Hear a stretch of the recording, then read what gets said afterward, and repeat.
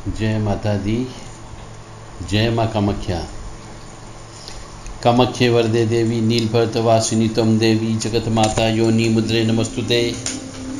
कामाख्ये काम संपन्ने कामेश्वरी हर प्रिय कामनां देहि मे नित्यं कामेश्वरी नमस्तुते।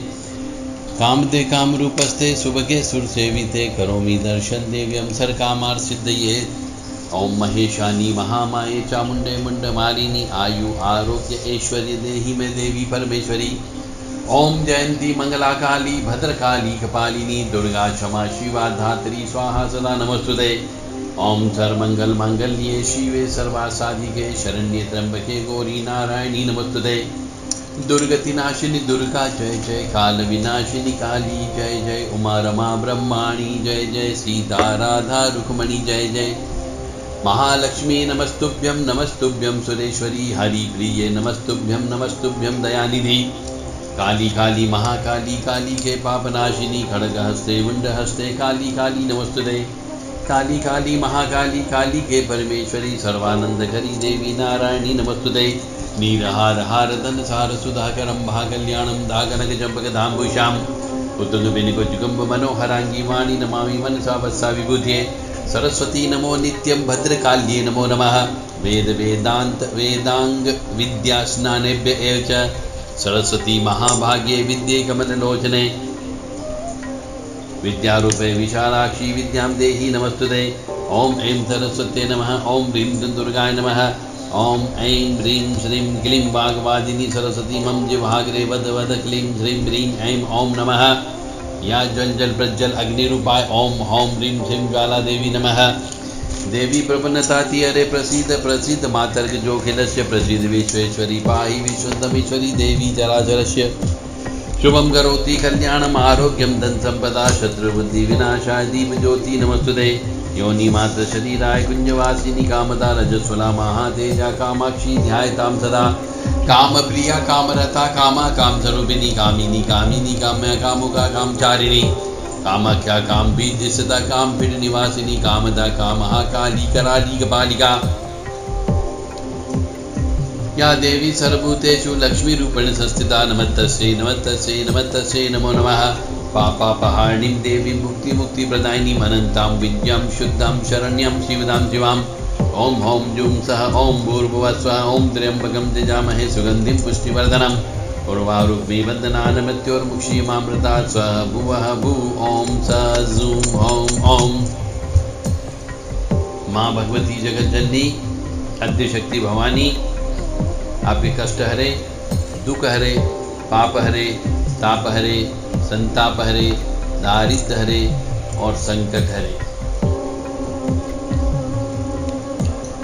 देवराधा ट्रस्ट की तरफ से सत्यवाणी की प्रस्तुति कि जीवन का वास्तविक सत्य क्या, आप इस दुनिया में क्यों आए हो, किस वजह से आना पड़ गया और आगे तो आपको जीवन में क्या करना है। मनुष्य के जीवन में कष्ट क्यों आते हैं, यही जीवन का वास्तविक सत्य है।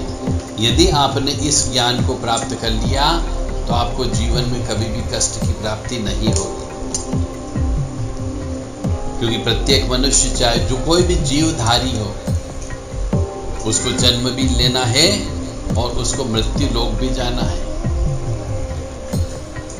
तो इस पूरी अवस्था में जन्म से लेकर के मृत्यु तक की अवस्था में हर मनुष्य को कष्ट की प्राप्ति होती है। किसी को बचपन में कष्ट आ जाता है, किसी को जवानी में आता है, किसी को प्रौढ़ अवस्था में आता है और किसी को वृद्धावस्था में आता है, पर कष्ट अवश्य मिलता है। और कष्ट इसलिए मिलता है अगर उसके पास धन धान्य सब कुछ है, संपत्ति जमीन जायदाद है, नौकर चाकर सेवा करने वाले हैं, तो उसको बीमारी का कष्ट होगा। और किसी के पास पैसा नहीं है तो पैसे का कष्ट होगा, वो बीमार नहीं होता। किसी न किसी प्रकार से किसी के पास बच्चे होते हैं तो उसका कष्ट, किसी के बच्चे नहीं होते हैं तो उसका कष्ट। किसी को पढ़ाई लिखाई का मलाल रहता है कि मैं पढ़ लिख नहीं पाया, और कोई मनुष्य पढ़ लिख करके भी बाबा बन जाता है, उसका कष्ट। तो कष्ट तो अवश्य होता है। तो ये कष्ट क्यों आते हैं? वही रहस्य आज हम आपको बताने वाले हैं। तो मनुष्य को ये समझ लेना चाहिए कि कष्टों का कारण क्या, और यदि वो कष्टों को सहन करने की शक्ति जागृत कर ले तो उसे कष्ट जैसे नहीं लगेंगे, और वो जिंदगी में यही कहेगा कि साहब मैं तो पूरी जिंदगी में कष्ट देखा ही नहीं। कष्ट आए परंतु इच्छा शक्ति, विल पावर इतनी ज्यादा थी कि वो कष्ट जैसे नहीं लगे और कष्ट निकल के चले गए। मनुष्य को जब खराब समय आता है, तब उसको बीमारी वाला यदि समय आया है तो बीमारी अवश्य होगी, और यदि उस दौरान उसने इलाज करा लिया तो कुछ बीमारी उसको कम महसूस होगी, और जैसे समय वो निकल जाएगा, बीमारी वाला ग्रह नक्षत्र जो चला गया, तो बीमारी स्वतः समाप्त हो जाती है, कोई इलाज की आवश्यकता नहीं। परंतु मनुष्य जब बीमार होता है तो वो कुछ न कुछ औषधि का प्रयोग करता है, इसलिए कि उसके शरीर को कष्ट कम हो, इसलिए औषधि का प्रयोग करता है। औषधि लेने से ताप बढ़ता है, और ताप बढ़ने से शरीर जलता है, यानी कि जब भी कोई चीज जलती है तो या तो भस्म हो जाती है या फिर कुंदन के माफिक चमक के बाहर निकल के आती है। तो कष्ट अवश्य की प्राप्ति अवश्य होगी। तो ये कष्ट क्यों आते हैं? कष्ट पिछले जन्म के पाप कर्मों के अनुसार आपको कष्ट मिलता है। अब इसका 2-3 उदाहरण हम आपको देंगे, शायद उससे समझ में आ जाए कि पिछले पाप कर्म जब मनुष्य के जीवन में निकलते हैं, ग्रह नक्षत्रों के अनुसार जब ऐसा समय आ गया है कि अब पाप कर्म जो पिछले जन्म में किए थे उनको खत्म करने यानी जलाने का समय आ गया पाप कर्म को, तो मनुष्य को कष्ट की प्राप्ति होने लगती है। अब पिछले जन्म में जैसा पाप कर्म करके आया था, वैसा ही पाप कर्म के फलस्वरूप उसके शरीर को तकलीफ होती है, आत्मा को तकलीफ होती है, कष्ट होती है, परेशानी मिलती है, दुख मिलती है, पीड़ा मिलती है, वेदना मिलती है, शोक होता है, संताप होता है, मातम होता है, और तकलीफ मिलती है। त्रास भी बोल सकते हैं, कुछ लोग दर्द कहते हैं, कुछ मुसीबत कहते हैं, और कुछ यातना कहते हैं। जिस प्रकार से एक उदाहरण के रूप में हम लेके चलते हैं, ईश्वर कहता है कि कर्म काटने के लिए ही दुख देता हूं मैं मनुष्य को। कर्म काटने यानी पिछले जन्म के कर्म यदि कटते हैं, पाप कर्म कटते हैं, तो आपको दुख की प्राप्ति होती है, और दुख का कारण तो हमारे अपने कर्म ही होते हैं, जिनको भुगतान करना ही पड़ता है। चाहे कोई कितना ही त्यागी हो जाए, तपस्वी हो जाए, साधु हो जाए, संत हो जाए, ओघड़ बन जाए, अघोरी बन जाए, परंतु पिछले जन्म के कर्मों को तो भोगना पड़ेगा, अच्छे हो तो भी, बुरे हो तो भी। हाँ, उनकी भोगने के लिए आप जप तप के माध्यम से अपने शरीर को इतना बलिष्ठ करें, अपनी आत्मा को, अंतरात्मा को इतना जागृत कर लें कि जब वो कष्ट आए तो कष्ट सहन करने की शक्ति आपके पास हो, तो आपको कष्ट जैसे नहीं लगेंगे। इसीलिए कहते हैं आध्यात्म में कि जब कष्ट आने वाला होता है उसके पहले जप करा लेना चाहिए, हवन करा लेना चाहिए, अनुष्ठान करा लेना चाहिए, उस शक्ति को जो दान धर्म लगता है वो दान धर्म अवश्य दे देना चाहिए। पर मनुष्य कहता मेरे पास पैसा नहीं है, मैं अपने बीवी बच्चों को क्या खिलाऊंगा, यदि इन लोगों को दान दे दूंगा, हवन में मैं जला दूंगा, तो कष्ट की प्राप्ति तो उसे भोगना ही होगी। और यदि वो इन पराशक्तियों को नहीं मानता है, परमपिता परमात्मा को नहीं मानता है, नास्तिक है, तो कष्ट बहुत तेज गति से, बहुत प्रेशर से शक्तिशाली होकर के मनुष्य को कष्ट देता है। इसीलिए यदि दुख आते हैं तो दुखों से घबराओ मत, ये मान करके चलो कि आपके पिछले जन्म के पाप कर्म कट रहे हैं। एक समय आने पर जब कट जाएंगे तो सुख अवश्य आता है। जैसे कहा जाता है कि रात के बाद में दिन अवश्य आता है, अंधेरे के बाद उजाला अवश्य आता है, उसी प्रकार से कष्ट के बाद में सुख अवश्य मिलता है। एक और उदाहरण आपको बता देते हैं कि जैसे एक छोटे बच्चे को उसकी माता साबुन से बहुत रगड़ रगड़ के नहलाती है, और जिससे बच्चा बहुत रोता है, परंतु उस माता को उसके रोने की जरा सा भी परवाह नहीं होती। वो जानती है कि यदि मैंने इसको रगड़ रगड़ के नहीं नहलाया तो इसके शरीर से बदबू आने लगेगी, ये बीमार पड़ जाएगा और फिर माँ को दुख होगा। तो वो उसको बड़े अच्छे से रगड़ रगड़ के, साबुन से रगड़ रगड़ के नहलाती है। वो उसके रोने की बिल्कुल भी परवाह नहीं करती और जब तक उसके शरीर पर मैल दिखता है वो उसे नहलाना जारी रखती है, रगड़ती रहती है। और जब मैल निकल जाता है तब वो मलना या रगड़ना बंद कर देती है और बच्चा रोता है। माता है ना, उसका मेल निकालने के लिए ही उसे मलती और रगड़ती है। कोई उसके बच्चे के प्रति उसका द्वेष भाव नहीं होता है और माँ के मन में ये भी भावना नहीं होती कि मैं बच्चे को दुख दे रही हूँ, परंतु बच्चा इस बात को समझता नहीं है और जानबूझ करके बहुत रोता क्योंकि उसको तकलीफ होती है। इसी तरह जब हमको दुख देने से परमेश्वर को कोई लाभ नहीं होता है, परंतु हमारे पूर्व जन्म के कर्म काटने के लिए, हमको पापों से बचाने के लिए और जगत ये मिथ्या है ये बताने के लिए वह हमें दुख देता है। शायद अब आपकी दिमाग की सब नसें खुल गई होगी कि ईश्वर कष्ट क्यों देता है। इसका अर्थ यह है कि जब तक हमारे पाप नहीं धुल जाते, जब तक हमारे रोने चिल्लाने पर भी परमेश्वर हमको नहीं छोड़ता। इसलिए दुख से निराश मत हो और परमात्मा से मिलने के बारे में विचार करते रहो। ईश्वर का नाम लेते रहो बजाय रोने के।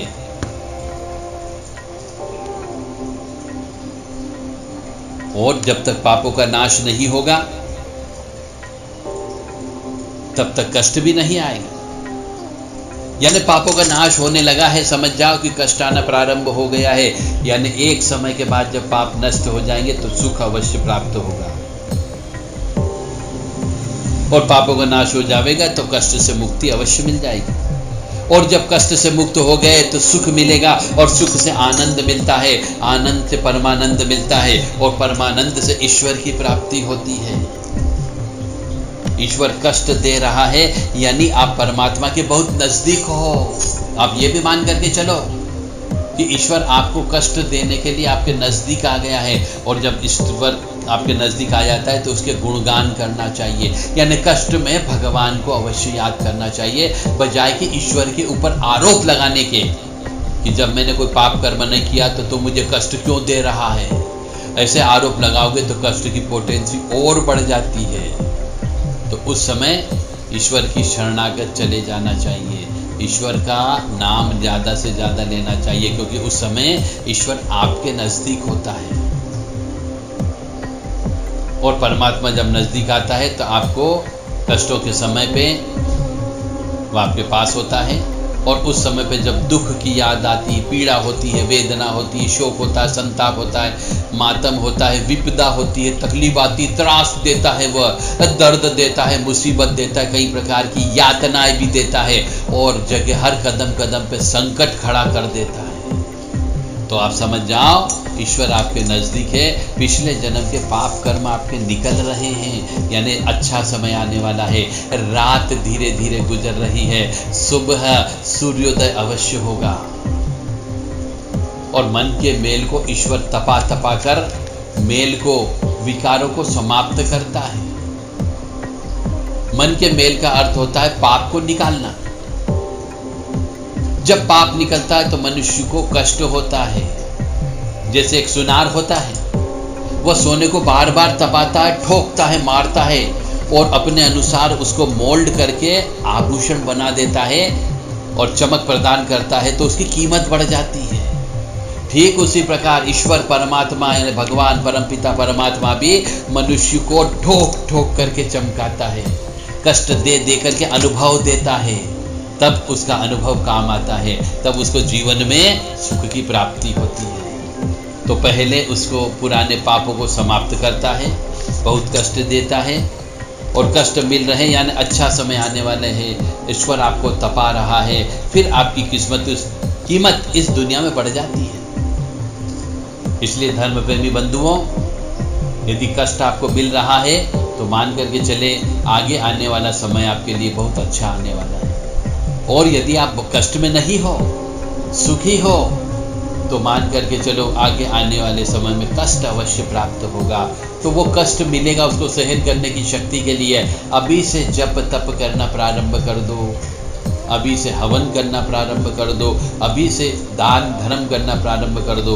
क्योंकि 9 ग्रह बनाए गए हैं, उन 9 ग्रहों को आपके पिछले जन्म के पाप कर्मों के अनुसार समय समय पर कष्ट देने का आदेश है। यदि आपने पिछले जन्म में पिता को तरसाया हो, तो सूर्य की दशा जब आएगी तब आपको कष्ट की प्राप्ति अवश्य होगी, क्योंकि आपको पिछले जन्म का सूर्य का दोष है, यानी पितृ दोष की उत्पत्ति है। यदि आपने पिछले जन्म में माता को तरसाया हो, माता को तड़पाया हो, माता की कहना नहीं माना हो, तो इस जन्म में जब भी चंद्रमा की दशा आएगी तब आपको कष्ट की प्राप्ति अवश्य होगी। इसलिए अभी से चंद्र से संबंधित जप करा करके, हवन करा के दान कर दो, ताकि जब कष्ट देगा चंद्र ग्रह तो आपको कष्ट सहन करने की शक्ति आपके पास पहले से होगी। इसी प्रकार से मंगल, यानी यदि आपने पिछले जन्म में भाई का पैसा हड़पा हो, भाई की संपत्ति हड़पी हो, भाई को जमीन संपत्ति जायदाद के अंदर जो हिस्सा देना था वो हिस्सा नहीं दिया हो, और धोखे से साइन करवा करके धोखे से उसकी जमीन हड़प ली हो, तो भाई का शाप लगता है।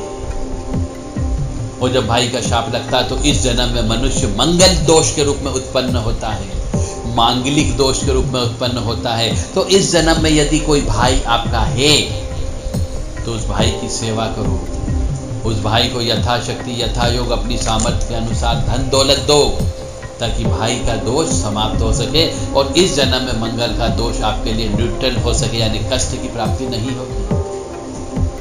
यदि आपकी पिछले जन्म में आपने अपनी बहन, बेटी और भानेज इनको कष्ट दिया हो, इनको दान धर्म नहीं दिया हो, इनके नाम की संपत्ति जमीन जायदाद खुद हड़प करके चले गए हो, तो इस जन्म में आपको बुद्ध का दोष होगा, वाणी का दोष होगा, आपकी कर्कश वाणी होगी, जगह जगह आपको बुद्धि बल से हारना होगा।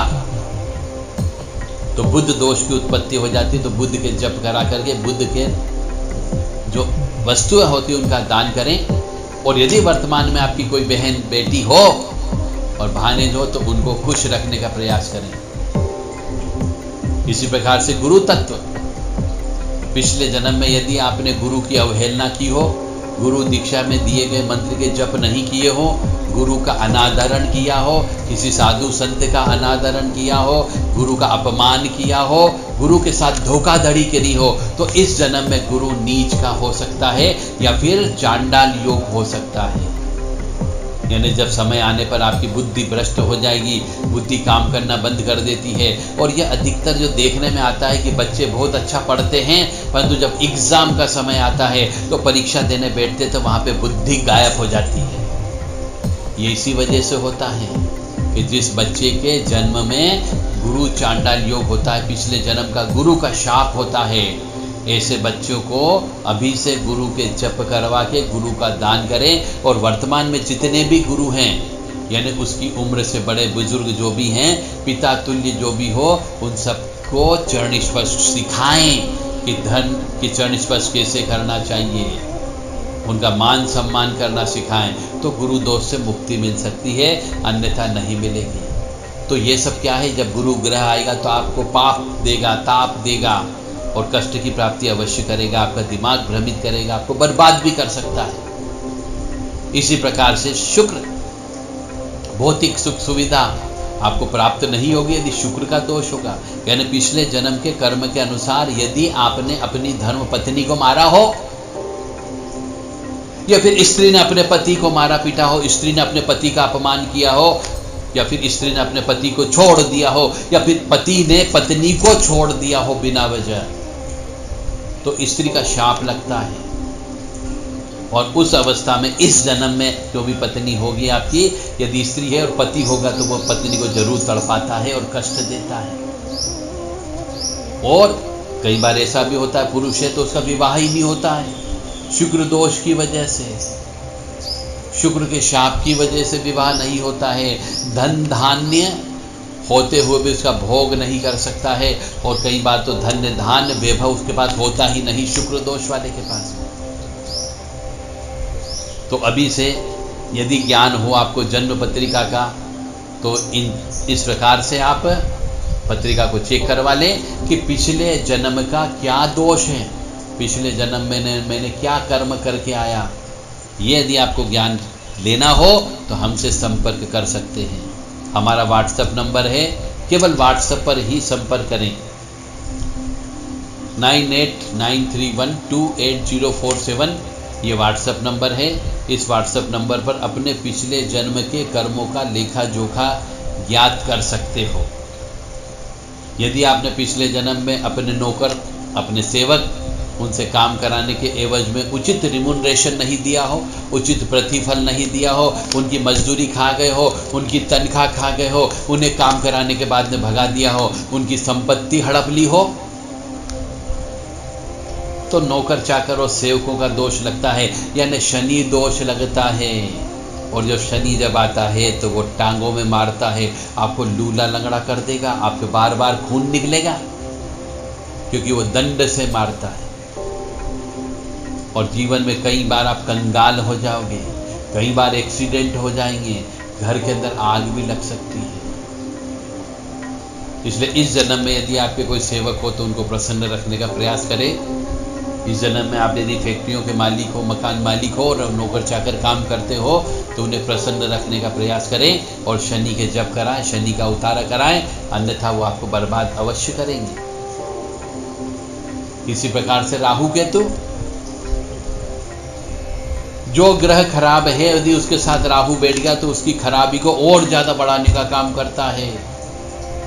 और केतु ऐसा ग्रह कि यदि किसी खराब ग्रह के साथ बैठ गया तो उसकी खराबी को हवा के माफिक, बहुत तेज हवा के माफिक और ज्यादा तकलीफ प्रदान करने का काम कर पाता है, तड़पाता है। इसीलिए पिछले जन्म के पाप और पुण्य, क्या पाप है क्या पुण्य है, उनको अवश्य ज्ञात करें और इस जन्म में उनके इष्ट देवता, उस ग्रह के इष्ट देवता की पूजन अर्चन करना प्रारंभ करें। उन्हीं को ही आप ज़्यादा से ज़्यादा पूजें, उन्हीं का ही मंत्र जप करें, उन्हीं के नाम से दान धर्म करें, ताकि आपकी जीवन खुशहाल हो सके। मेरा आपको ज्ञान देने का उद्देश्य केवल इतना सा है कि आप ज़्यादा से ज़्यादा खुश रहें, ज़्यादा से ज़्यादा प्रसन्न रहें और दुख और दरिद्रता से आप ऊपर उठ जाएं। किसी के चक्कर मत लगाओ। परेशानी आती है ग्रह नक्षत्रों की वजह से। ग्रह नक्षत्रों की आप पूजा करना प्रारंभ कर दो। नवग्रह शांति हवन घर में अवश्य करवाओ हर महीने में। जो ग्रह खराब है उनकी शांति हर महीने में घर में करवाइए, या फिर नवग्रह मंदिर में करवाइए, पीपल के वृक्ष के नीचे बैठ करके करवाइए, वट वृक्ष के नीचे बैठ करके करवाइए, बहते पानी के किनारे बैठ करके करवाइए। किसी तीर्थ स्थान पर जाकर के आप इन ग्रह नक्षत्रों की शांति साल में 1-2 बार अवश्य कराओ। आपको किसी के पास जाने की जरूरत नहीं पड़ेगी, न किसी ज्योतिषी के पास, न किसी तांत्रिक के पास, न किसी अघोरी ओगड़ के पास, और न किसी भोपा के पास, न किसी पंडा पुजारी के पास, और न किसी भगत के पास। फिर आप कहोगे, घूमते रहोगे, इनके पीछे मरते रहोगे और कहोगे साहब हम तो कंगाल हो गए। और जब कंगाल हो जाएंगे तब आपको कोई अच्छा व्यक्ति मिलेगा, और जब आप वो कहेगा कि भैया पैसा लगेगा, तो आप कहोगे साहब मैं तो मजदूरी करता हूँ, मेरे घर बिक गया, दुकान बिक गई, गाड़ी घोड़े थे वो सब बिक गए। जब आप पूर्ण रूप से ठन ठन गोपाल हो गए तब भगवान आपकी भगवान ही आपकी मदद कर सकता, दूसरा कोई मदद नहीं करेगा। इसलिए समय रहते हुए यदि आप अभी स्वच्छ अच्छी अवस्था में हो, आनंदमय अवस्था में हो, तो अभी से अपनी पत्नी की, अपने बच्चों की, या फिर आप स्त्री हो तो आपके पति की, पूरे परिवार की जन्म पत्रिका किसी अच्छे जानकार मनुष्य से अवश्य करवा लें। और ये अवश्य पता करें कि पिछले जन्म के पाप कर्म, और उसकी पूजन अर्चन करना प्रारंभ करें। मेरा काम था आपको ज्ञान देना। ज्ञान लेना या नहीं लेना आपके विवेक पर निर्भर करता है। भगवान ने आपको बुद्धि दी है, दिमाग दिया है, पागल नहीं हो, मेरी आवाज़ सुन रहे हो, शायद कुछ सोचने के लिए मजबूर हो जाओ। और यदि सोचने के लिए मजबूर हो जाओ तो पत्रिका अवश्य चेक करवा लो। थोड़ा बहुत पैसा अवश्य लगेगा, उस पैसे को बर्बाद मत कहो, और उस पैसे को इन्वेस्टमेंट मान के चलो कि विनियोग किया है आपने, ये कई गुना आगे जाकर के आपको फायदा देगा। यदि आप सुखी रहना चाहते हो तो हर महीने नवग्रह शांति हवन सब पूरा परिवार एक साथ मिलकर के करें और अपने इष्ट देवता के नाम का भी हवन करें। निश्चित तौर से आप सुखी रहोगे, स्वस्थ रहोगे, प्रसन्न रहोगे और निरोगी रहोगे। यदि ऐसा नहीं करते हो तो जो प्रकृति ने, परमपिता परमात्मा ने आपके मस्तिष्क में जो भाग्य में लिख दिया वो होकर के रहेगा और वो होगा। घर के अंदर शुद्धता, स्वच्छता, पवित्रता मेंटेन अवश्य करें, अन्यथा जो ग्रह खराब है वो ज़्यादा तेज गति से, ज़्यादा पोटेंसी से, ज़्यादा पावर के साथ में नुकसान करेगा। इसलिए मासिक धर्म के नियमों का पालन अवश्य करो, सूतक पातक के नियमों का पालन अवश्य करो। नहीं करोगे तो आपकी पूजा पाठ सब बेकार हो जाएगी। यदि आप हवन करना प्रारंभ करते हो और मासिक धर्म से युक्त कोई भी स्त्री यदि हवन में बैठ जाती है, उसकी छाया भी पड़ जाती है, तो पुण्य मिलने के बजाय पाप मिलेगा। इसलिए इस बात का ध्यान अवश्य रखें कि शुद्धता, स्वच्छता, पवित्रता हो तभी हवन पूजन करें, अन्यथा नहीं करें। जय माता दी, जय मां कामाख्या।